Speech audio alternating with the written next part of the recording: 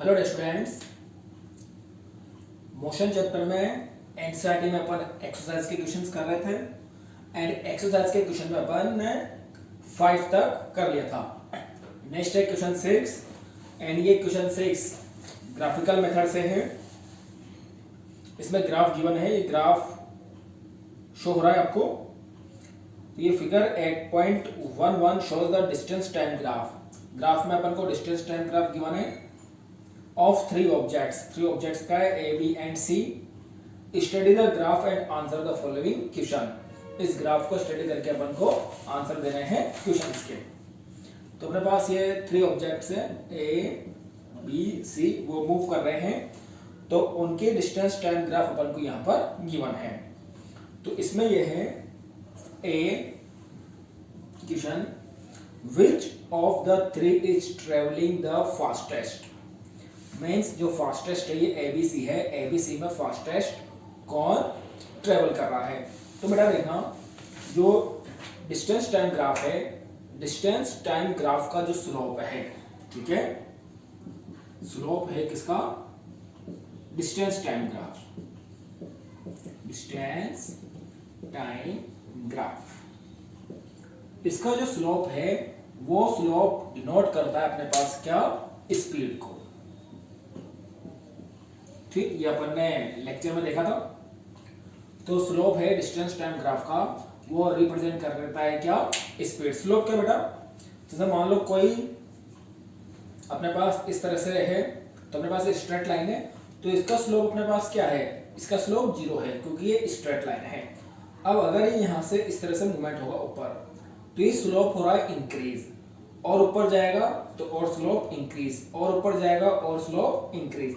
तो इस तरह से अपने पास ये है, ये अपने पास क्या है, स्लोप इंक्रीज हो रहा है।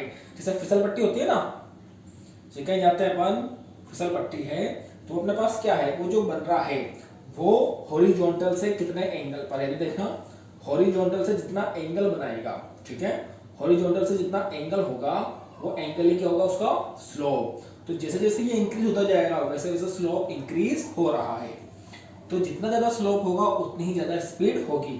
तो ये जो अपन ग्राफ देख रहे हैं, इस ग्राफ में आप देखना, ये अपन को बी सी ए है, तो आप देखोगे कि जो ये बी है, ठीक है, ये जो ऑब्जेक्ट बी है, इसका स्लोप सबसे ज्यादा है।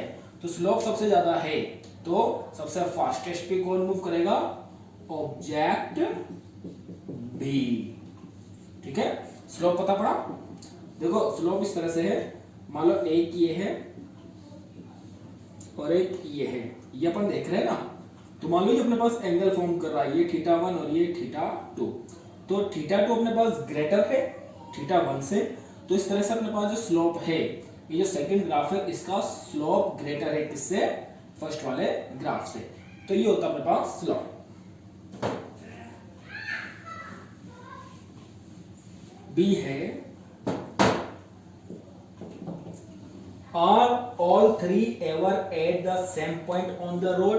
तो ये थ्री ऑब्जेक्ट है, ये क्या किसी टाइम पर सेम पॉइंट पर है क्या, तो सेम पॉइंट पे नहीं होंगे, no.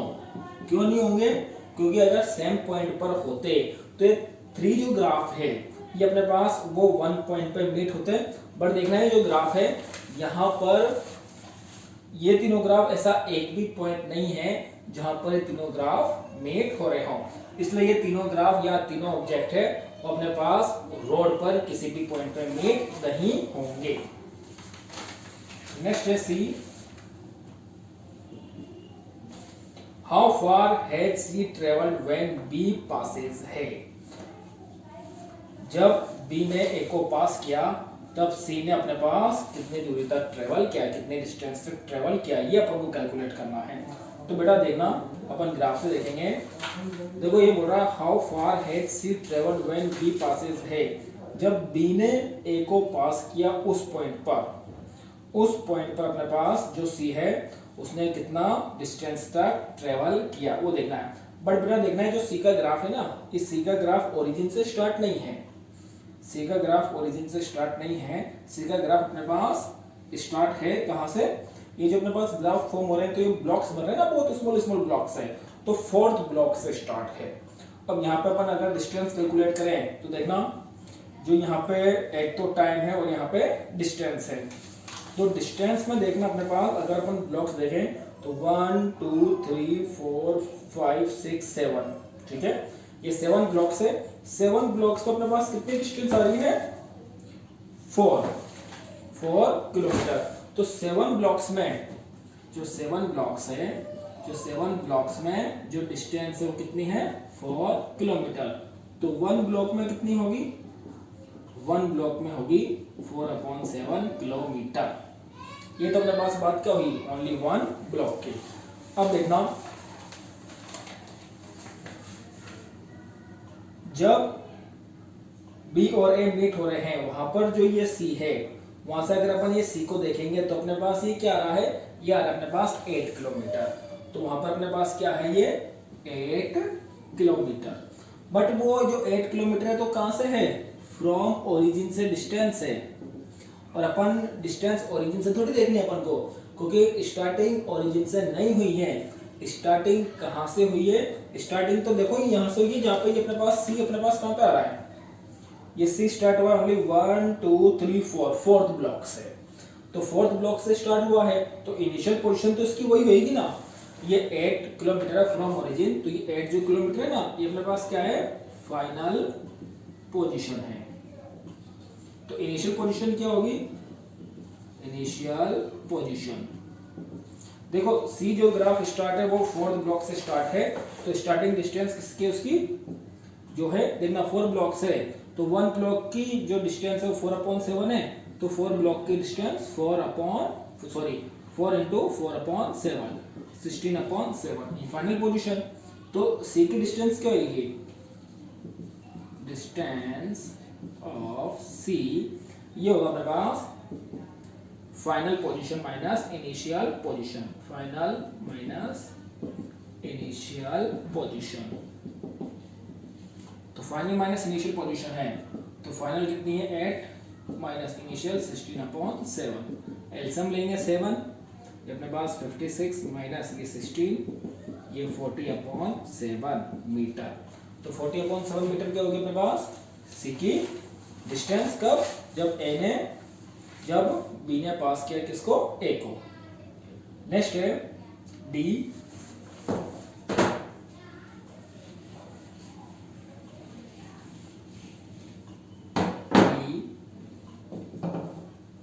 how far has B traveled by the time it passes C?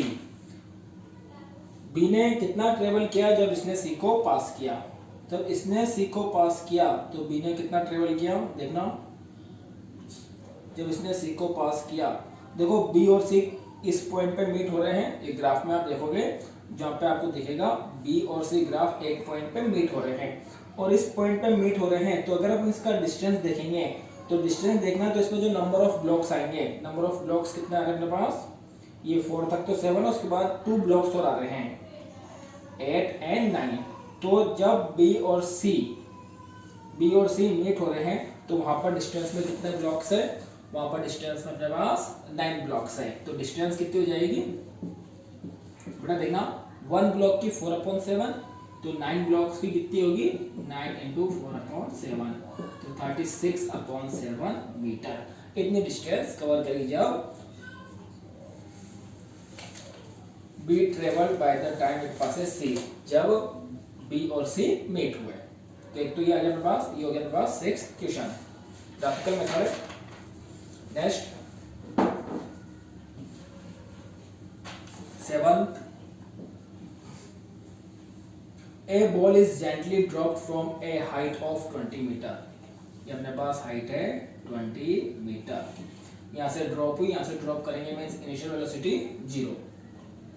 It's velocity increases uniformly at the rate 10 metre पर सेकेंड। जो एक्सीलरेशन में कितना है 10 मीटर पर second square. With what velocity will it strike the ground? किस velocity से ये strike करेगी ग्राउंड को, and after what time it strikes the ground, और कितना टाइम होगा। तो बेटा देखना ये अपन को गिवन क्या है, एस गिवन है, initial velocity final velocity calculate करनी है। कैसे करेंगे, initial velocity final velocity acceleration displacement, इसमें जो रिलेशन है वो क्या है, third equation of motion, v square equal to u square plus 2as, then v square equal to u square 0 square plus 2 into a 10 into 20, then v square equal to 0 plus 400, then v equal to root 400 equal to 20 metre पर second. ये हो गया मेरे पास final velocity and time. अब final velocity आ गई तो टाइम अपन फर्स्ट इक्वेशन से कैलकुलेट कर लेंगे, v equal to u plus 80, then value of v 20 equal to u 0 plus a 10 into t, 20 equal to 10t, t equal to 20 upon 10 cancel 2 second. ये आ गया मेरे पास टाइम। एड क्वेश्चन, वापस graphical method.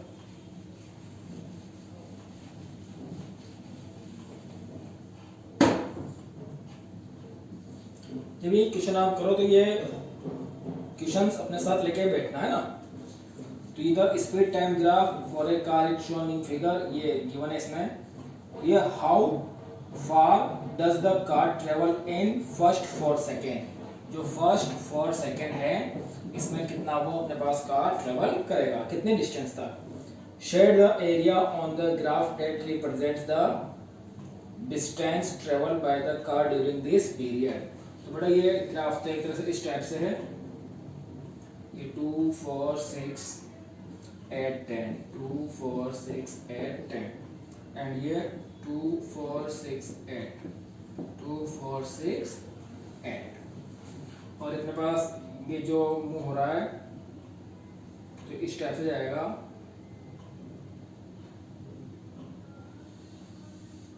ठीक, तो अपन यहाँ देखेंगे जो 4 सेकेंड है ये, तो यहाँ पे जो शेडेड होगा तो ये शेडेड एरिया तो अपने पास ही हो जाएगा।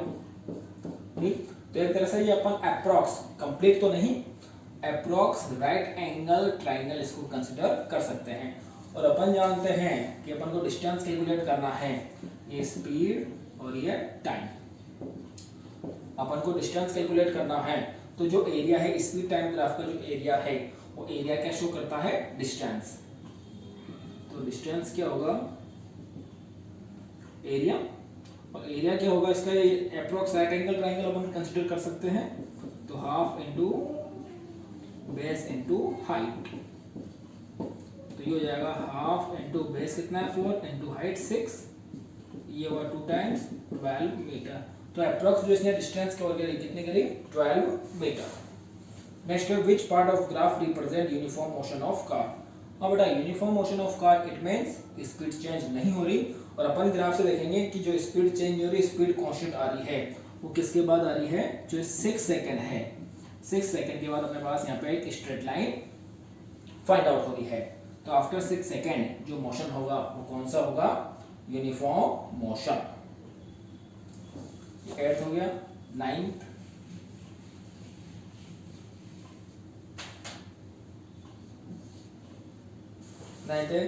state which of the following situations are possible and give an example for each of these.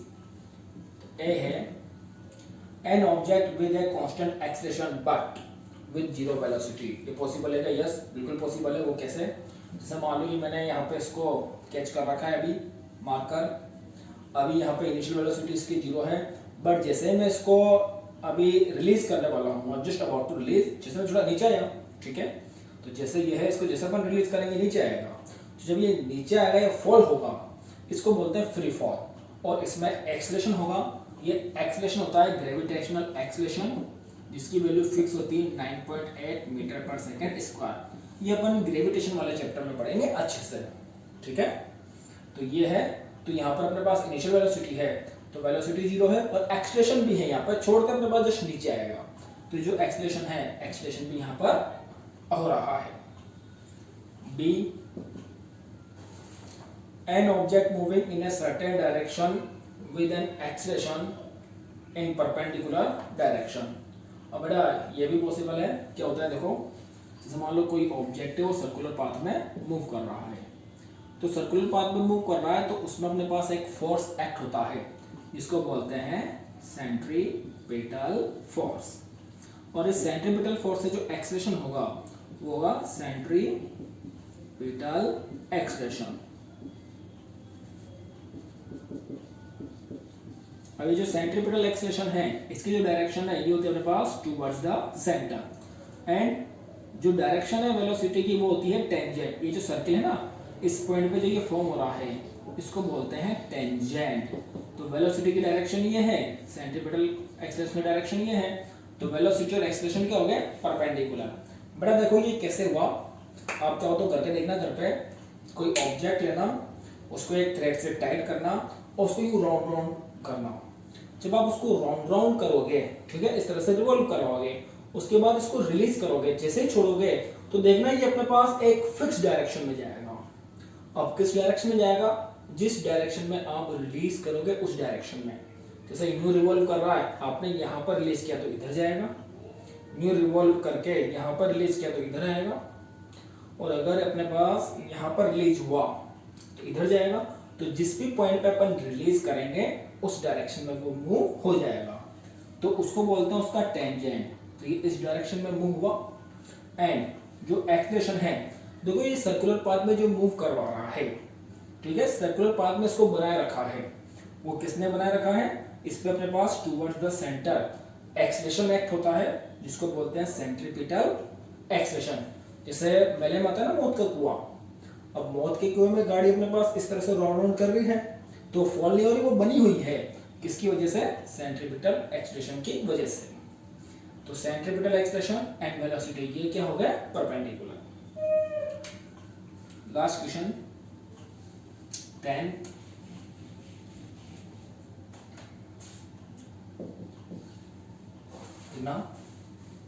an artificial satellite is moving in circular orbit of radius कितनी है?